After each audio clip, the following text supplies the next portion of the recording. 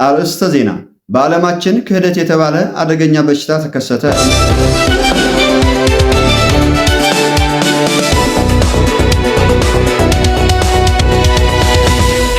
ሰላምና ጤና ይስጥልኝ የተከበራችሁ የቻናላችን ተከታታዮች፣ ዛሬ በመላው ዓለም የሚገኙ ምዕመናንን ክፉኛ ያስደነገጠ አንድ ሰበር መንፈሳዊ ጤና ዜና ደርሶናል።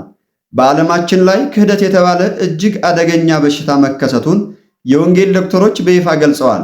ይህ ወረርሽኝ በአሁኑ ሰዓት በከፍተኛ ፍጥነት እየተሰራጨ እንደሚገኝ የገለጹት ዶክተሮቹ የበሽታው ዋና መነሻም የተመረዘ የወንጌል ምግብ እንደሆነ በምርመራቸው ማረጋገጣቸውን አስታውቀዋል። የወንጌል ዶክተሮቹ እንደገለጹት ይህ አደገኛ በሽታ በሰዎች ላይ ሲጀምር የሚያሳያቸው ዋና ዋና ምልክቶች ታውቀዋል።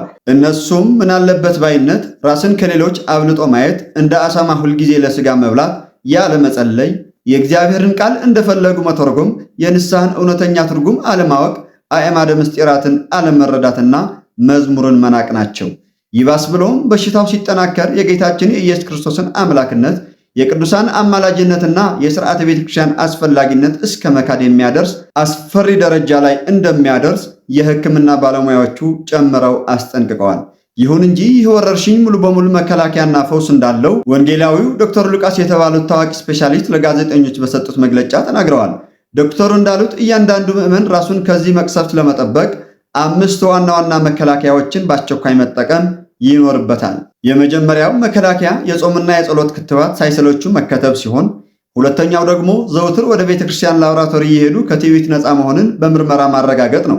በሶስተኛ ደረጃ ሁልጊዜ በንስሐ ሳሙና መታጠብ፣ በአራተኛ ደረጃ የሕይወት መድኃኒት የሆነውን ቅዱስ ቁርባንን መቀበልና በመጨረሻም ዘወትር ወደ ወንጌል ዶክተሮች እየሄዱ መንፈሳዊ ምክርን በተግባር መቀበል እንደሚገባ ዶክተር ሉቃስ የተባሉት ስፔሻሊስት አጥብቀው አሳስበዋል። ቅዱስ መጽሐፍ ስለዚህ አስቸጋሪ ዘመን ሲያስጠነቅቅ እንዲህ ይላል። ሕያው የሆነውን ትምህርት የማይታገሱበት ዘመን ይመጣልና፣ ነገር ግን ጆሮአቸውን የሚያሳክካቸው ስለሆነ እንደ ገዛ ምኞታቸው ለራሳቸው አስተማሪዎችን ያከማቻሉ። ሁለተኛ ጢሞቴዎስ ምዕራፍ 4 ቁጥር 3። የመጀመሪያው ሰበር ዜናችንን በዚህ ካጠናቀቅን፣ አሁን ደግሞ በቀጥታ ወደ ሁለተኛውና መላውን የስፖርት ዓለም ወዳስገረመው ታላቅ የቦክስ ውድድር እንሸጋገራለን።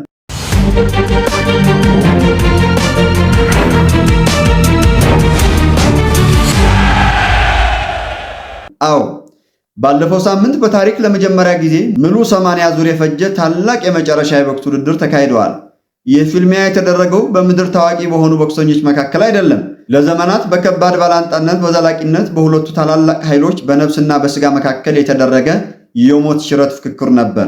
የስፖርት ዘጋቢዎች እንደዘገቡት ከሆነ ነገሩ የተነሳው ከማጣሪያው ጨዋታ ጀምሮ በነበረ እልህ ነው። ነፍስ በቅድመ ውድድር ዝግጅቷ ላይ ስትጾም፣ ስትጸልይና ነዳያንን በበጎ አድራጎት ስታግዝ ያስተዋለው ስጋ በዚህ የነፍስ ብቃት በመቅናት ንዴቱን መቆጣጠር ሳይችል ቀርቷል። ስጋም ወደ ነፍስ ቀርቦ እኔ ካሎሪ ስመገብ አንቺ ለምን ትጾሚያለሽ? እኔ ትርፍ ለማግኘት ስቀማ አንቺ ለምን አትቀሚም? እኔ በምድር ክለቦች ስዘፍን አንቺ ለምን ትዘምሪያለሽ? በማለት በከፍተኛ ፉክክር ሜዳውን ለቆ ከወጣ በኋላ ነበር ይህ ታላቅ ውድድር በይፋ የተጀመረው። ውድድሩ ሲጀመር በቦታው የነበሩት ታዛቢዎች እንደገለጹት ስጋ በራሱ ጡንቻና ጉልበት በመተማመን እጅግ ከፍተኛ ጉራውን ይነፋ ነበር። ነፍስ ግን ደጋፊዎቿን ሁሉ እስኪያዝን ድረስ በፍርሃት ትንቀጠቀጥ እንደነበር የታሪክ ደጋፊዎች ጨምረው ገልጸዋል። ይህንን ከባድ የሻምፒዮና ውድድር ለመዳኘትም እጅግ በጣም ብዙ የሆኑ ፕሮፌሽናል ዳኞች በመድረኩ ዙሪያ ተሰይመው ነበር። የመጀመሪያው የነጋሪት ድምፅ ተደብድቦ ውድድሩ እንደተጀመረ ስጋ ፈጣን ጥቃት ሰነዘረ። ምኞት የተባለው እጅግ ከባድና ገዳይ ጦር በመሰንዘር ነፍስን ራስዋን እስክትስት ድረስ በመድረኩ ላይ ክፉኛ ደበደባት። ነፍስ በጣም ደክማ ሙሉ በሙሉ ተዝለፍልፋ መጋረጃው ላይ ወደቀች። ዳኛው መቁጠር ጀመረ። መላው ስታዲየምና የነፍስ ደጋፊዎች ጨዋታውን አበቃለት፣ ነፍስ ተሸነፈች ብለው ተስፋ ሲቆርጡ፣ በ10ኛው ሰከንድ ላይ ግን ማንም ያልገመተው አስገራሚ ውጤት ተመዘገበ። ነፍስን መሬት ላይ ወድቃ ሳለች ድንገት እጇን ስትዘረጋ በመድረኩ ጥግ ላይ ንስሐ የተባለውን እጅግ ኃይለኛና ታላቅ የጦር መሳሪያ ያገኘችው። ያንን መሳሪያ ጨብጣ ስትነሳ ተስፋ ሊቆርጥ የነበረው የውስጥ ኃይሏ እንደ አዲስ ተቀሰቀሰ። አዲስ ጉልበት አግኝታ ቀና አለች። ነፍስ በያዘችው በዚያ በንስሐ ጦር ስጋን መልሳ በከባድ ሁኔታ ቀጠቀጠችው። በመጨረሻም 80ኛው ዙር በበላይነት በማጠናቀቅ ስጋን ኖክ አውት አድርጋ ማረከችው። ከዚያ ታሪካዊ ድል በኋላም ስጋ እስከ መጨረሻው የህይወት ፍጻሜ ድረስ የነፍስ ታማኝና ታዛዥ ባሪያ ሆኖ ቀረ። ጨዋታው በነፍስ ፍጹም አሸናፊነት ተጠናቀቀ። አስደናቂውን የስፖርት ዘገባችንን ካየን አሁን ደግሞ በቀጥታ ወደ ዕለቱ የመጨረሻ የቢዝነስ እና የገበያ መረጃዎችን እንሸጋገራለን።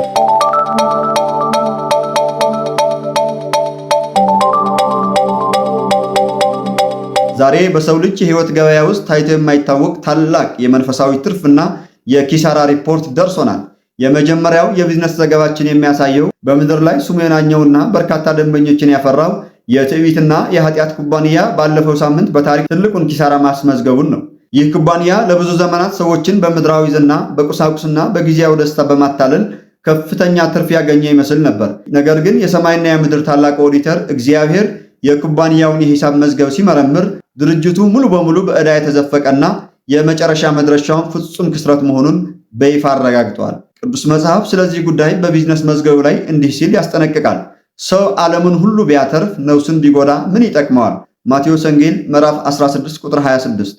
በአንጻሩ ደግሞ በምድር ላይ ያሉ ታዛቢዎች የማያዋጣና አነስተኛ አድርገው ይመለከቱት የነበረው የትህትና የጾምና የጸሎት አነስተኛ ማህበር በአሁኑ ሰዓት በዓለማችን ላይ ትልቁን ትርፍ አስመዝግቧል።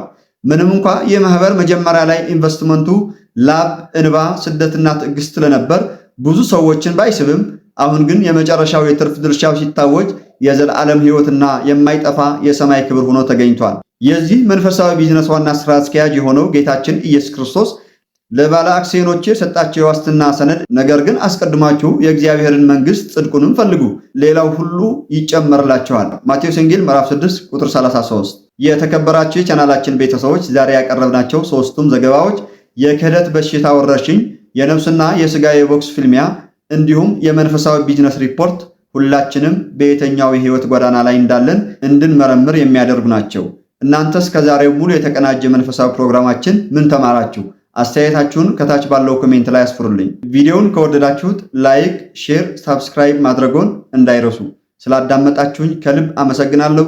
በሌላ ድንቅ ፕሮግራም እስክንገናኝ ሰላምና ትርፍ ለነፍሳችን ይሁን። ስብሐት ለእግዚአብሔር ወለወላዲቱ ድንግል ወለመስቀሉ ክቡር። አዝዮን